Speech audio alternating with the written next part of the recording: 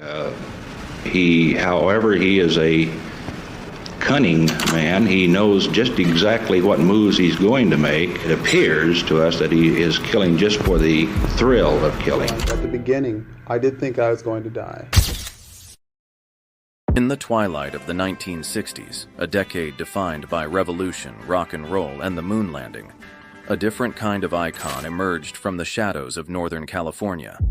He didn't preach peace or write protest songs.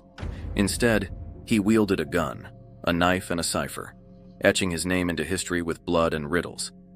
He called himself Zodiac, a self-anointed executioner who turned murder into a grotesque performance. For over half a century, his identity has remained a mystery, buried beneath layers of cryptic codes, taunting letters, and the shattered lives of those he left behind. This is not just the story of a killer. It's a story of obsession, of detectives chasing phantoms, codebreakers, wrestling with madness, and a community paralyzed by fear.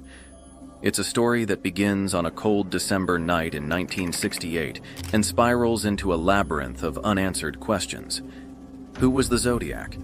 Was he a lone wolf, a failed genius, or a specter conjured by collective panic? And why, after decades of scrutiny, does his shadow still loom over the American psyche? Tonight, we retrace the footsteps of a ghost. We'll walk the crime scenes, decode the letters, and confront the suspects. But be warned, in the world of the Zodiac Killer, the truth is never what it seems. The nightmare begins, Lake Herman Road. December 20th, 1968, Vallejo, California. 17-year-old David Faraday and 16-year-old Betty Lou Jensen had just left a holiday concert at Hogan High School. Like countless teenagers before them, they sought privacy on Lake Herman Road, a winding gravel lane known locally as Lover's Lane. The night was quiet, the air crisp with the chill of approaching winter. At approximately 11:15 p.m., a car pulled up behind them. A man stepped out, flashlight in hand. To Betty Lou and David, he might have seemed like a police officer until the first gunshot rang out. David was struck in the temple, killed instantly. Betty Lou fled, her white knee-high boots crunching gravel as she ran. 5 bullets tore into her back.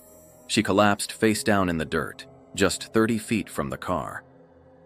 The killer left no fingerprints, no shell casings, no note. Only silence. For 7 months, the case went cold until July 4th, 1969. Another couple, Darlene Farron and Michael Mageau, parked at Blue Rock Springs Park, a popular Vallejo hangout. At midnight, headlights flashed behind them. A man emerged, walked to the passenger side, and fired 9 rounds into the car. Mageau, struck 4 times, played dead. Darlene, shot twice in the heart, died instantly. But this time, the killer made a mistake. Mageau survived. When police arrived, he described their attacker. A white male, late 20s, with short brown hair and glasses. Yet without a name or motive, the lead went nowhere. Then, on August 1st, 1969, the silence shattered. 3 Bay Area newspapers, the Vallejo Times-Herald, San Francisco Chronicle, and San Francisco Examiner, received near-identical letters. Each began, "Dear Editor, I am the killer of the 2 teenagers. Last Christmas." The author included a cipher, 408 symbols arranged in a grid, and signed it with a crossed circle symbol. He named himself Zodiac. The cipher was cracked within days by a high school teacher and his wife. The message was chilling. "I like killing people because it is so much fun. The best part is when I die, I will be reborn in paradise, and all the I have killed will become my slaves." But the horror was just beginning. The Cipher War, Lake Berryessa and Paul Stein. On September 27, 1969, Zodiac abandoned the gun for a blade. Brian Hartnell and Cecilia Shepard, college students picnicking at Lake Berryessa, noticed a figure approaching in the distance. He wore a black executioner's hood with a white crosshair symbol stitched onto the chest, a costume both absurd and terrifying. "I'm an escaped convict from Montana," he lied. "I need your car." Hartnell hesitated. The man drew a gun, then a knife. He bound the couple with pre-cut clothesline and stabbed them repeatedly.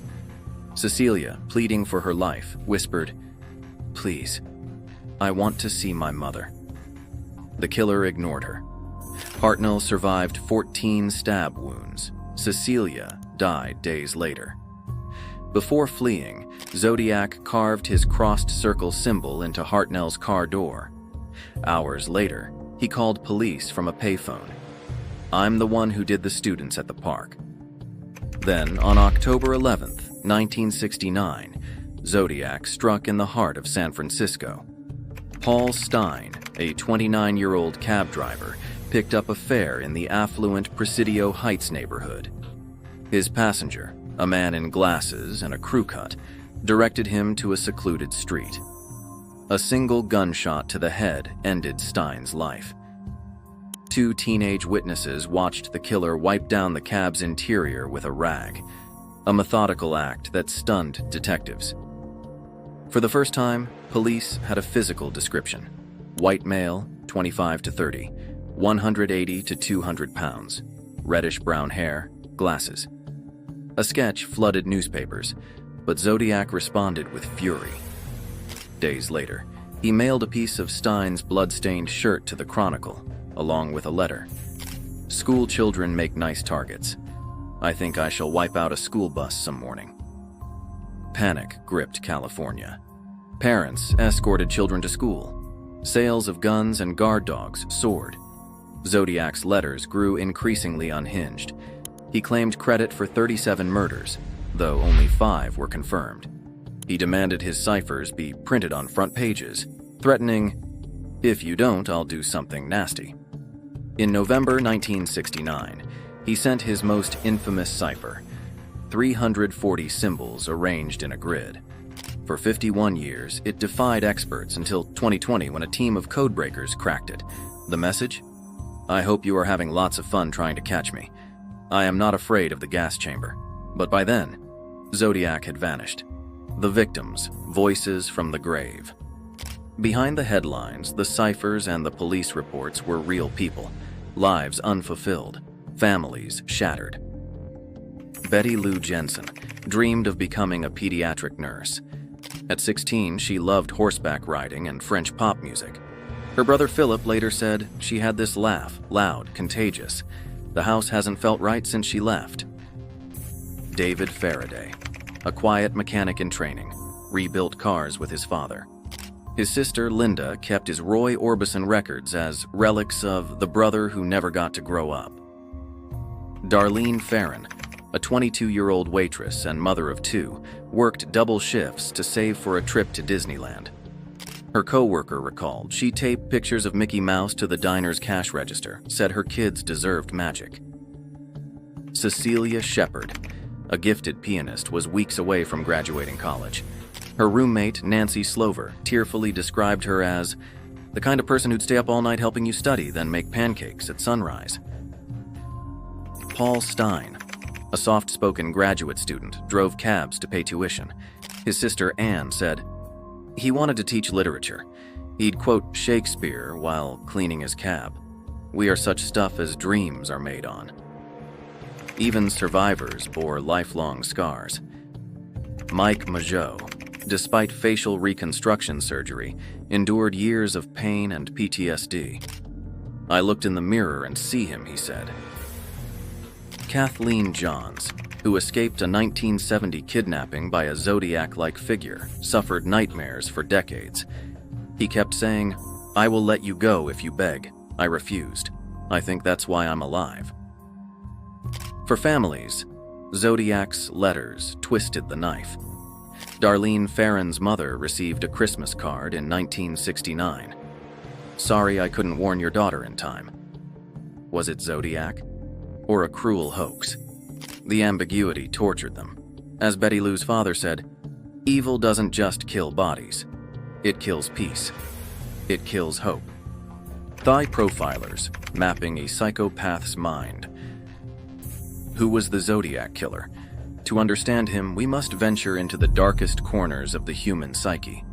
Criminal profilers agree, Zodiac was a power-assertive killer. Unlike power-reassurance offenders driven by sexual fantasy, he craved dominance. The letters, the ciphers, the costumes, all were tools to assert superiority over police, media, and the public. Narcissism defined him. He referred to himself as Zodiac 47 times in letters, once writing, "My name will be in your headlines for generations." His meticulous planning, staking out locations, using a flashlight to blind victims, suggests military or law enforcement training. Yet his impulsivity contradicted this. Attacking couples in public spaces risked witnesses, hinting at uncontrollable rage, particularly toward women. FBI profiler Mary Ellen O'Toole notes his paranoia. He inflated his victim count to 37, lied about having a bomb, and claimed to use invisible ink.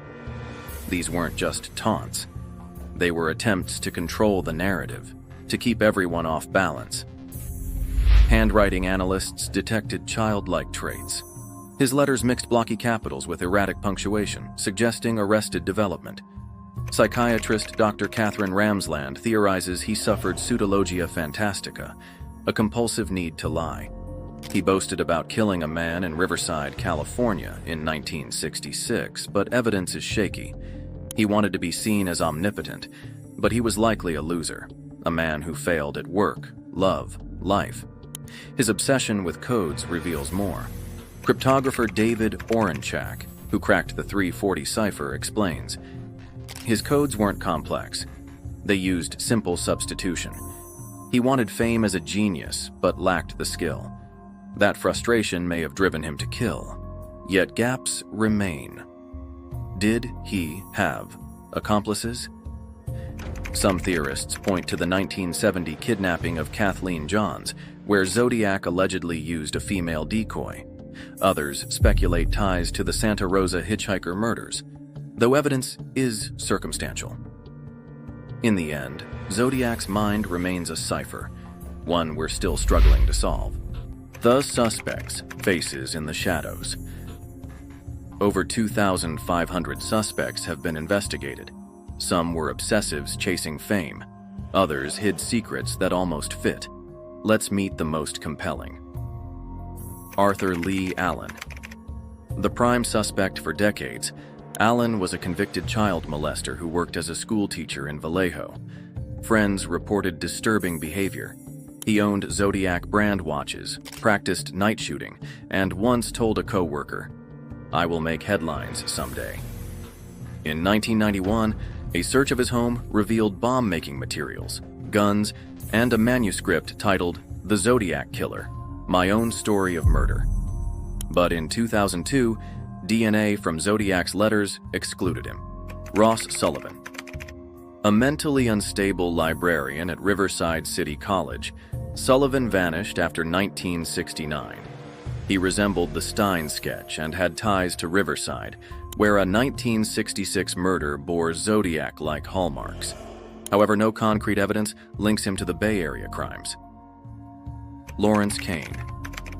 A Navy cryptologist with a violent streak, Kane's handwriting matched Zodiac's. He lived in San Francisco during the attacks and later worked as a security guard, a job requiring knowledge of police procedure, yet he died in 2010 without conclusive proof. Earl Van Best Jr. In 2023, investigators named Best, a cult leader and musician, as a suspect. His DNA allegedly matched traces on Zodiac's stamps, and his birthday, December 18th, coincided with the Lake Herman Road attack. Skeptics argue the evidence is circumstantial. Ted Kaczynski. In 2021, codebreakers noted eerie parallels between Zodiac's ciphers and Kaczynski's journals. Both used substitution codes and rambling manifestos. However, Kaczynski was in graduate school during the 1968 attacks, and his ideology, anti-technology anarchism, doesn't align with Zodiac's motives. Richard Gaikowski. A San Francisco journalist, Gaikowski wrote articles mocking Zodiac investigations. His voice reportedly matched the Zodiac's phone calls, and he bore a resemblance to the Stein sketch. He died in 2004, leaving behind a trove of cryptic writings. Jack Tarrance. A former Air Force cryptographer, Tarrance lived near multiple crime scenes. His son, Gary, claimed he confessed on his deathbed, "I am the Zodiac." However, no physical evidence supports this. The wild cards. William Joseph Grant, a Vallejo mechanic whose van matched witness descriptions. Louis Myers, a mental patient who sent Zodiac-like letters to newspapers. X. The possibility Zodiac was never identified, a ghost who died anonymously. Despite decades of scrutiny, the case remains open. As former SFPD Inspector Dave Tashi admitted, "We had men who fit the profile, but the puzzle pieces never quite clicked. Maybe they never will." The aftermath, legacy of a ghost. Zodiac's reign lasted less than a year, but his legacy is eternal. Forensic science. The case revolutionized policing. Zodiac's taunts exposed flaws in interdepartmental communication, spurring the creation of VICAP, Violent Criminal Apprehension Program, a national database for tracking serial crimes. His manipulation of the media also led to protocols limiting sensational coverage of killers. Cold case revival. In 2002, DNA from Zodiac's letters was tested, but matched no one. In 2018, genetic genealogists used saliva on stamps to build a partial profile, hinting at European ancestry. In 2020, the 340 cipher was cracked using AI algorithms, yet it revealed only more taunts. Cultural impact. Zodiac infiltrated pop culture. He inspired films, Dirty Harry, Zodiac, TV shows, Criminal Minds, and even video games. True crime podcasts dissect his every move, while amateur sleuths flood forums with theories. But this fascination troubles victims' families. "He is not a rock star," said Cecilia Shepard's niece. "He is a murderer who stole our future." The human cost. For survivors, the wounds never healed. Darlene Ferrin's daughter, Deborah, battled addiction and died in 2010. Brian Hartnell became a lawyer, dedicating his career to justice. Mike Mageau lived in obscurity, telling a reporter, "I am just glad people haven't forgotten them." The unanswered question. Will we ever know Zodiac's name? Advances in DNA and code-breaking offer hope, but as historian Robert Graysmith, author of Zodiac, warns, he wanted immortality. Solving the case might grant him exactly that. In the end, Zodiac's greatest weapon wasn't a gun or a cipher. It was mystery. And mystery, like fog over the Golden Gate, never truly fades. The Zodiac Killer is more than a man. He's a myth, a cautionary tale about the darkness that walks among us. In his letters, he promised, "I will never be caught." For now, he's kept that vow. But perhaps the answer lies not in who he was, but in why we care. True crime fascinates us because it forces a confrontation with the unthinkable. It asks, could this happen to me, to my family, to my town? Zodiac weaponized those fears, turning a community into characters in his sick drama. As technology evolves, the case inches closer to resolution. Yet even if we unmask him, will it bring peace? Or will it merely remind us that evil often wears an ordinary face? A neighbor, a co-worker, a man who blends into the crowd. For the victims, we must keep searching. For justice, we must keep remembering. And for ourselves, we must ask, in chasing monsters, do we risk becoming obsessed with the darkness we seek to destroy? The Zodiac Killer may have written the prologue, but we write the ending. The question is, what story will we tell? Thank you for watching this video. You're watching Creepy Crime, and I will see you soon with the next case.